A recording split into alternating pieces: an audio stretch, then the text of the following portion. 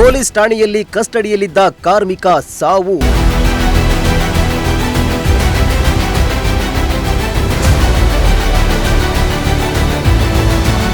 ವಿಚಾರಣೆಗೆಂದು ಹೋದವ ಸಾವನ್ನಪ್ಪಿದ್ದು ಹೇಗೆ?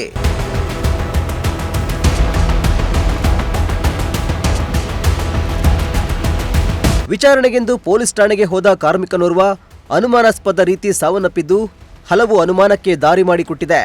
ಹೌದು, ವಿಜಯನಗರ ಜಿಲ್ಲೆ ಹಗರಿಬೊಮ್ಮನಹಳ್ಳಿ ಪೊಲೀಸ್ ಠಾಣೆಯಲ್ಲಿ ಕಸ್ಟಡಿಯಲ್ಲಿದ್ದ ವ್ಯಕ್ತಿ ಸಾವನ್ನಪ್ಪಿದ್ದು ಪೊಲೀಸರೇ ಹೊಡೆದು ಕೊಂದಿದ್ದಾರೆ ಎಂದು ಕುಟುಂಬಸ್ಥರು ಆರೋಪ ಮಾಡುತ್ತಿದ್ದಾರೆ.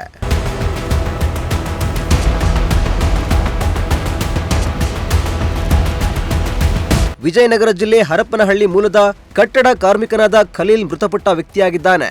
ಖಲೀಲ್ ನಂದಿಪುರದ ಯುವತಿಯೊಂದಿಗೆ ಮದುವೆಯಾಗಿದ್ರು. ಕಟ್ಟಡ ಕಾರ್ಮಿಕನಾಗಿದ್ದ ಖಲೀಲ್ ನಿತ್ಯ ಪತ್ನಿಯೊಂದಿಗೆ ಜಗಳ ಮಾಡ್ತಿದ್ದಂತೆ.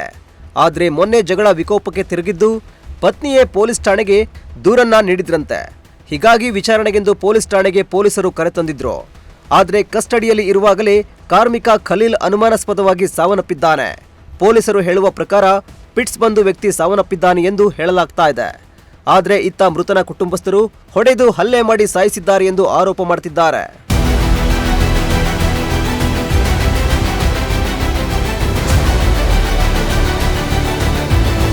ಇನ್ನು ಮೃತ ಕಾರ್ಮಿಕನ ದೇಹದ ಮೇಲೆ ಗಾಯದ ಗುರುತುಗಳು ಕಾಣಿಸಿಕೊಂಡಿದ್ದು ಹಲವು ಅನುಮಾನಗಳಿಗೆ ಎಡೆ ಮಾಡಿಕೊಟ್ಟಿವೆ. ಹಗರಿಬೊಮ್ಮನಹಳ್ಳಿ ಸರ್ಕಾರಿ ಆಸ್ಪತ್ರೆಯ ಮುಂಭಾಗ ಮೃತನ ಸಂಬಂಧಿಕರು ಹಾಗೂ ನೂರಾರು ಸಾರ್ವಜನಿಕರು ಜಮಾಯಿಸಿದ್ದು ತಪ್ಪಿತಸ್ಥ ಪೊಲೀಸ್ ಸಿಬ್ಬಂದಿಯ ವಿರುದ್ಧ ತಕ್ಷಣವೇ ಸೂಕ್ತ ಕಾನೂನು ಕ್ರಮ ಕೈಗೊಳ್ಳಬೇಕು ಹಾಗೂ ಪರಿಹಾರ ನೀಡಬೇಕೆಂದು ಆಗ್ರಹಿಸಿದ್ರು. ಅಹಿತಕರ ಘಟನೆ ನಡೆಯದಂತೆ ಮುನ್ನೆಚ್ಚರಿಕೆ ಕ್ರಮವಾಗಿ ಹೆಚ್ಚಿನ ಪೊಲೀಸ್ ಭದ್ರತೆಯನ್ನು ಒದಗಿಸಲಾಗಿದೆ.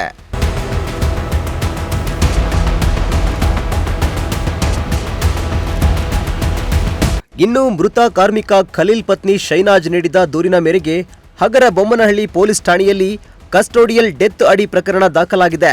ಹೆಡ್ ಕಾನ್ಸ್ಟೇಬಲ್ ಸೇರಿ ಇಬ್ಬರ ಮೇಲೆ ಪ್ರಕರಣ ದಾಖಲಾಗಿದ್ದು ತನಿಖೆ ಮುಂದುವರೆದಿದೆ. ಸದ್ಯ ಮೃತದೇಹವನ್ನ ಮರಣೋತ್ತರ ಪರೀಕ್ಷೆಗೆ ಒಳಪಡಿಸಿದ್ದು ಶವ ಪರೀಕ್ಷೆಯ ಬಳಿಕ ವ್ಯಕ್ತಿ ಹೇಗೆ ಸಾವನ್ನಪ್ಪಿದ ಅನ್ನೋದು ಬಯಲಾಗಲಿದೆ.